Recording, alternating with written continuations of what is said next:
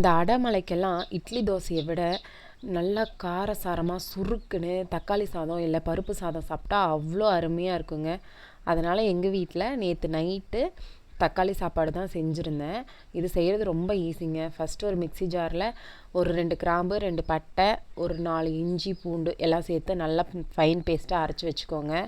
அதுக்கப்புறம் ஒரு குக்கரில் தாராளமாக எண்ணெய் விட்டு 2 பட்டை, ஒரு 2 கிராம்பு, ஒரு பிரியாணி இலை எல்லாம் சேர்த்துட்டு அது கூடயே கட் பண்ணி வச்சுருக்க ஒரு 3 பெரிய வெங்காயம், 2 பச்சை மிளகாய், கருவேப்பிலை எல்லாம் சேர்த்து நல்லா வதக்கிக்கோங்க.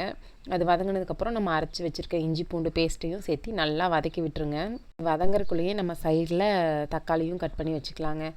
தக்காளியும் கட் பண்ணி வச்சுட்டு அதையும் சேர்த்து நல்லா வதக்கிட்டு அது கூட மஞ்சத்தூள், உப்பு சேர்த்து நல்லா தண்ணியே தெளிக்காமல் நல்லா சுண்டி எண்ணெய் பிரிஞ்சு வர்ற அளவுக்கு வதக்கிக்கோங்க.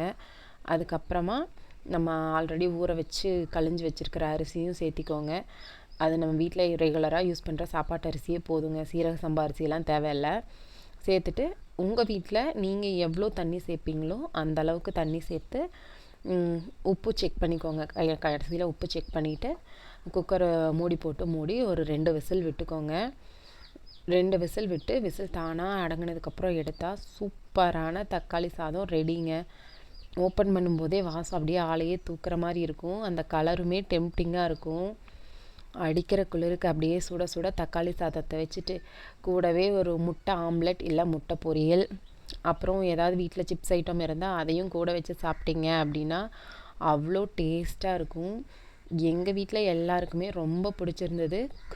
எல்லோரும் சாப்பிட்டு அன்னைக்கு சாப்பாடு மீதமே இல்லாமல் காலி ஆயிடுச்சு.